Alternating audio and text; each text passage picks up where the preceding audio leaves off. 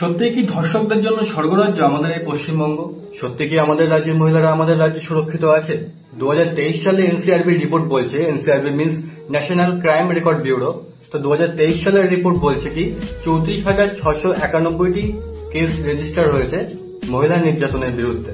মানে বুঝতে পারছেন, যদি পুরো দেশের মধ্যে ধরা হয় 4th র্যাঙ্ক করছে আমাদের পশ্চিমবঙ্গ। আর আমাদের রাজ্যের মুখ্যমন্ত্রী মমতা ব্যানার্জি কি বলছে একবার শুনুন। Especially the girl child at night time, they should not be allowed to come out in the outside.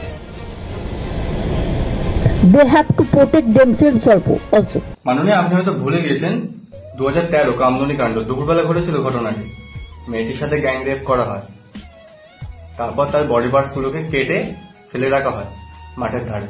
2012 Park Street কাণ্ড, 5 জন মিলে একটি মহিলাকে গ্যাং রেপ করে গাড়ির মধ্যে, তারপর তাকে রাস্তার ধারে ফেলে দিয়ে চলে যায়। 2015 কাকদ্বীপ কাণ্ড, 16 বছর বয়স ছিল মেয়েটার। মেয়েটিকে অপহরণ করে তাকে গ্যাং রেপ করে তাকে হত্যা করা হয়। 2014 শিউরি কাণ্ড, প্রেমিক প্রেমিকাকে আটক করে রাখা হয়েছিল, 50,000 টাকা জরিমানা চাওয়া হয় তাদের কাছে। টাকা না দিতে পারায় মেয়েটিকে গণধর্ষণ করে। এরকম আরো কত কাণ্ড আছে তা তো বলে শেষ করা যাবে না। রানাঘাট কাণ্ড 2015, কাটোয়া কাণ্ড 2015, হাসখালি কাণ্ড 2022, আজিকর কাণ্ড, রিসেন্ট দুর্গাপুর কাণ্ড। আপনি যদি আমাদের রাজ্যের মহিলা মুখ্যমন্ত্রী হয়েও এই রাজ্যের মহিলারা অসুরক্ষিত বোধ করে, তাহলে লাভ কি? 2 দিন মোমবাতির মিছিল হবে, 2-4টে ফেসবুকে পোস্ট হবে, তারপরে সবাই আবার নর্মাল জীবনযাপন করবে। এরকম আরো একটা কাণ্ড আমাদের সামনে আসবে।